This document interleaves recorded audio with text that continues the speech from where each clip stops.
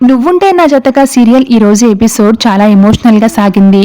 దేవాతోటి హరివర్ధన్ ఇలా అంటూ ఉంటాడు, నా కూతురికి ఇలాంటి పరిస్థితి ఎందుకు వచ్చింది దేవా, నీ వల్లే కదా అని అంటూ ఉంటే దేవా ఒక్కసారిగా షాక్ అవుతాడు.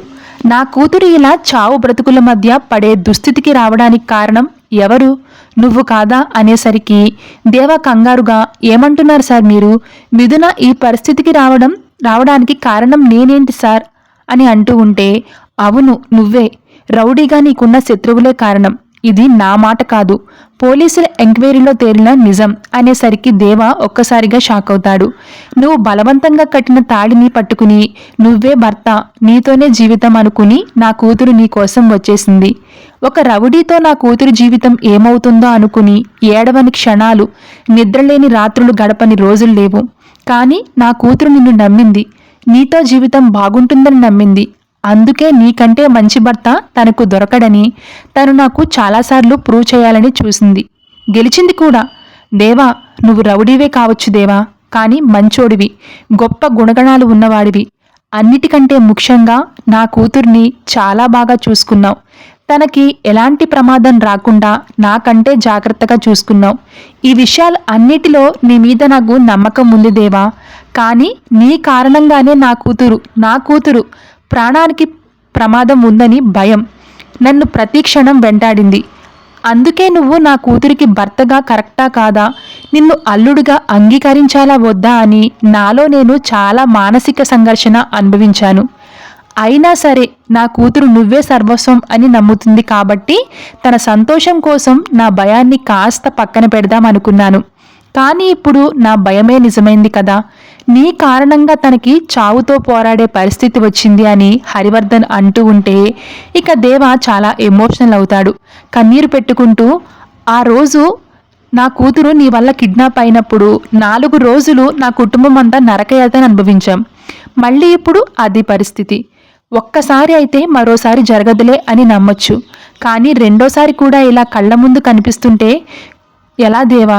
కూతురు భర్త పనిపాట లేకపోయినా, ఉద్యోగం సద్యోగం లేకపోయినా, సంపాదించి భార్యని పోషించడం చేతకాకపోయినా ఆడపిల్ల తండ్రి భరిస్తాడు.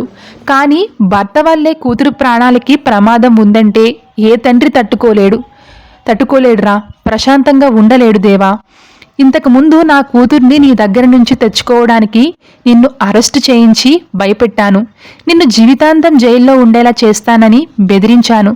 కానీ ఇప్పుడు నిన్ను భయపెట్టట్లేదు దేవా, బెదిరించట్లేదు, కూతురే పంచప్రాణాలుగా బతుకుతున్న ఒక తండ్రిగా వేడుకుంటున్నాను అని దేవాకి దండం పెట్టి బ్రతిమలాడుతూ, వెళ్ళిపో దేవా, వెళ్ళిపో, నా కూతురు జీవితంలో నుంచి వెళ్ళిపో దేవా అని హరివర్ధన్ ఏడుస్తూ, ప్లీజ్ దేవా, నీ కాళ్ళు పట్టుకుంటాను అని దేవా కాళ్ళు మీద పడిపోతాడు.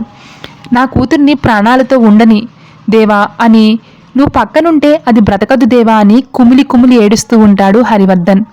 దాంతో దేవా చాలా ఎమోషనల్ అవుతూ మిథున దగ్గరికి వచ్చి, మా అమ్మ ఎప్పుడు ఒక మాట చెప్పేది సార్, మనం ప్రేమించే వాళ్ళు చాలామంది ఉంటారు, కానీ మన కోసం ప్రాణమించేంత ప్రేమను చూపేవాళ్ళు కేవలం ఒకే ఒక్కరు మాత్రమే చూపిస్తారు. అలాంటి వ్యక్తిని కాపాడుకోవాలి తప్ప కోల్పోకూడదు అని చెప్పేది. అలా నా కోసం ప్రాణమిచ్చేంత ప్రేమ మిథునకు మాత్రమే ఉందని అర్థమైంది సార్. అందుకే మిథునని కోల్పోయి నన్ను నేను కోల్పోకూడదు అనుకున్నాను. మిథున ప్రేమకి తలవంచాను, తనని ప్రేమించకుండా ఉండలేకపోయాను. మరి అంతలా ప్రేమించిన మిథునని నేను ఎలా వదులుకుంటాను సార్, ఎలా వదులుకోగలను? నేను వదులుకోలేను సార్, నేను నా మిథునను వదులుకోలేను సార్ అని మిథున చేయి పట్టుకుని బాధపడుతూ ఉంటాడు దేవా. దాంతో హరివర్ధన్, నువ్వు కనుక మిథునని వదిలేసి వెళ్ళకపోతే తనకి ఏ క్షణంలోనైనా ప్రాణాన్ని వదిలేస్తుంది అని చెప్పడంతో దేవా, లేదు సార్, నా మిథునకి అలాంటి పరిస్థితి రాదు, లేదు, నేను రానివ్వను సార్, నా ప్రాణాన్ని అడ్డేసైనా సరే నా మిథునని నేను కాపాడుకుంటాను సార్, నేను కాపాడుకుంటాను అని అంటుంటే హరివర్ధన్, ఇప్పుడు కాపాడుకోగలిగావా అని అంటూ ఉంటే ఇక దేవా హరివర్ధన్ దగ్గరికి వచ్చి మోకాళ్ళ మీద కూర్చుని, మిథున లేకపోతే నేను మాత్రమే కాదు సార్, నేను దూరం అయితే మిథున కూడా బ్రతకలేదు సార్ అని ఏడుస్తూ ఉంటాడు దేవా.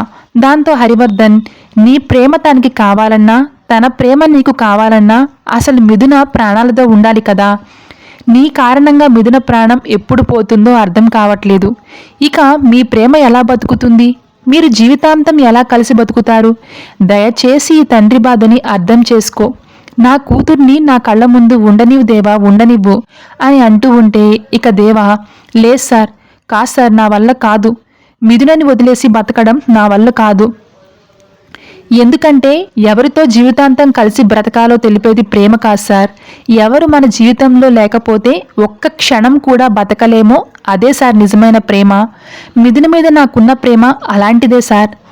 మరి మిథునే నా ప్రాణమైనప్పుడు నా ప్రాణాన్ని నేను వదిలేసుకుని ఎలా వెళ్ళిపోతాను సార్? దయచేసి అర్థం చేసుకోండి సార్, ప్లీజ్ అని దేవా అనగానే ఇక హరివర్ధన్ సీరియస్గా, మిథునాన్ని నువ్వు నిజంగానే ప్రేమిస్తున్నావా అని అడుగుతాడు. తన కోసం నా ప్రాణం ఇచ్చేంతగా అని దేవా సమాధానం చెప్తాడు. నువ్వు మిథునని ప్రాణంగా ప్రేమిస్తున్న మాట నిజమైతే నువ్వు ఇంకేం మాట్లాడకుండా ఇక్కడి నుంచి మిథున జీవితంలో నుంచి వెళ్ళిపోవాలి అని హరివర్ధన్ అనగానే ఇక దేవా ఒక్కసారిగా షాక్ అవుతూ, అదేంటి సార్ అలా అంటున్నారు అని దేవా అంటాడు. అవును దేవా, నిజమైన ప్రేమ ఎప్పుడూ బలి కోరదు. ప్రేమించిన వ్యక్తి సంతోషంగా క్షేమంగా ఉండాలని కోరుకుంటుంది. నువ్వు చెప్పినట్టు మిథునని ప్రాణంగా ప్రేమిస్తే తను ప్రాణాలతో ఉండాలని కోరుకో. ఇంకెప్పుడూ నా కూతురు వైపు కన్నెత్తి చూడకు. తన జీవితంలోకి రావాలని చూడకు. అలా కాకుండా నువ్వు ఇంకా ఇక్కడే ఉంటే, నా కూతురు జీవితంలో నుంచి వెళ్ళకపోతే నువ్వు చెప్పినవన్నీ అబద్ధాలు. నా కూతురు ప్రాణాలు బలి తీసుకోవడం కోసమే నువ్వు నా కూతురు జీవితంలోకి వెళ్ళినట్టు అని హరివర్ధన్ అనడంతో ఇక దేవా చాలా ఎమోషనల్ అవుతూ ఒక నిర్ణయం తీసుకుంటాడు, వెళ్ళిపోతాను సార్ అని. ఇక్కడి నుంచి మిథున జీవితంలో నుంచి శాశ్వతంగా దూరంగా వెళ్ళిపోతాను సార్ అని చెబుతూ ఉంటే, నువ్వు మళ్ళీ నా కూతురు జీవితంలోకి తిరిగి రావని నమ్మకం ఏంటి దేవా అని అడుగుతాడు హరివర్ధన్. దాంతో దేవా, చెప్పాను కదా సార్, నాకు ప్రేమించడం వచ్చు, మోసం చేయడం తెలియదు అని. కానీ మీ నమ్మకం కోసం మిథున సాక్షిగా మీకు మాటిస్తున్నాను అని హరివర్ధన్ చేతిలో చెయ్యి వేసి, దేవా, మిథున మీద నాకున్న ప్రేమని చంపేసుకుని నాలో నేను నరకం అనుభవిస్తానే తప్ప మిథున జీవితంలోకి రాను అని దేవా మాట ఇస్తాడు. ఇక ఇదంతా కూడా ఆదిత్య చాటుగా ఉండి చూస్తూ తెగ సంబరపడిపోతూ ఉంటాడు. ఇక దేవా మిథున దగ్గరికి వెళ్ళి చాలా ఎమోషనల్ అవుతూ తన తల నిమురుతూ కాసేపు తన దగ్గరే ఉండి ఇక అక్కడి నుంచి వెళ్ళిపోతాడు దేవా. ఇక ఆ తరువాత మిథునకి స్పృహ వస్తుంది. దేవా దేవా అని కలవరిస్తూ ఉంటే హరివర్ధన్ మిథున దగ్గరికి వెళ్ళి, అమ్మ మిథున ఇప్పుడు ఎలా ఉంది అనేసరికి, దేవా ఏడి నాన్న, ఇప్పుడు నేను దేవాని చూడాలి, దేవాతో మాట్లాడాలి, ఒకసారి దేవాని పిలవండి నాన్న అంటూ హాస్పిటల్ బెడ్ పై నుంచి పైకి లేవడానికి ట్రై చేస్తుంది మిథున. దాంతో హరివర్ధన్, అమ్మ మిథున ఏం చేస్తున్నావు, పైకి లెక్కూడదమ్మా అంటూ ఉంటాడు. మరోవైపు దేవ తన గ్యారేజ్లో కూర్చుని మిథున గురించే ఆలోచిస్తూ ఉంటాడు. అక్కడితో ఎపిసోడ్ కంప్లీట్ అయిపోతుంది.